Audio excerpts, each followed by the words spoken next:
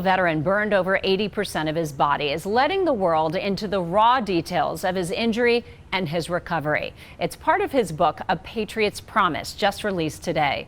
I sat down with retired Air Force Senior Master Sergeant Israel D.T. Del Toro to talk about how a promise he made to his dying father forever changed the course of his life.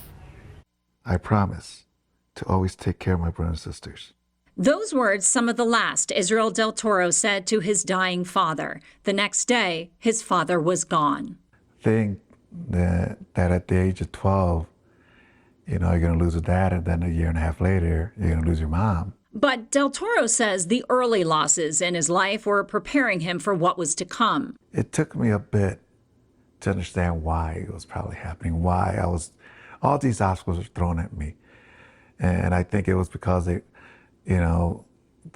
big man wanted me to be ready for this biggest challenge that was going to confront me and be able to overcome it, and then start helping people by honoring that promise to my dad. That challenge came in December 2005 when he got orders from the Air Force to capture or kill a high-value target in Afghanistan. The special warfare operator and a lieutenant were headed to pick up the rest of their team when their Humvee hit a roadside bomb.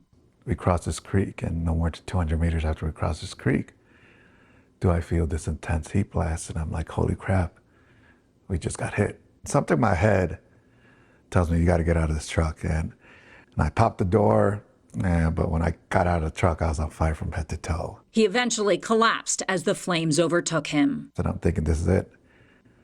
I broke my promise to my family that I'll always come back. I broke my promise to my son that I'll never let him grow up without his dad like I did. But most importantly, I was going to break my promise to my dad. I will always take care of my family. That promise now part of the title of his new book, A Patriot's Promise, Protecting My Brothers, Fighting for My Life, and Keeping My Word. It takes readers through his fight to live and how he continues to stand by his motto, stay strong, finish strong, now permanently tattooed on his arms. His wife Carmen's story through his recovery, a huge part too. I thought it was very important to share that story. I had to share the journey that Carmen went through while I was in a coma. His wife found out he was injured on her birthday as she was standing in church. She felt a commotion behind her and saw her sister waving to come to her. She knew something was wrong when her sister said Junior's friend called. He's going to call again in 5 minutes. In an instant, she remembered her husband's warning that if one of my friends calls you, that means something bad has happened and I may be in the hospital. 3 months later, Del Toro woke up from his coma. He had nearly died 3 more times. As he lay in bed, former President George Bush awarded him the Purple Heart. I think it was a Purple Heart ceremony that someone was receiving. And I was like, hey, when am I going to get mine? and people was like, you already did. It's like, well, who gave it to me?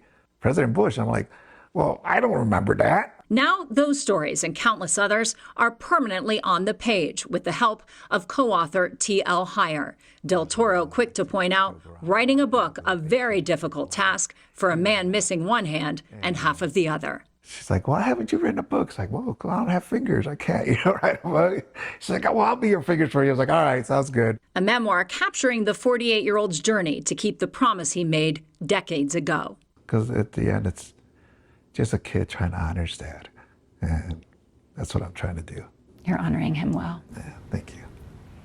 Israel Del Toro's book is now available everywhere books are sold. Right now on Amazon, it happens to be the #1 bestseller in Afghan war biographies, Afghan war military history, and biographies of people with disabilities. DT tells me his goal in writing the book was to encourage people to keep going no matter what happens. Another motto of his is to never quit. He says some of the most powerful moments in sharing his story are when someone comes up to him to say how his story of perseverance has helped save their life.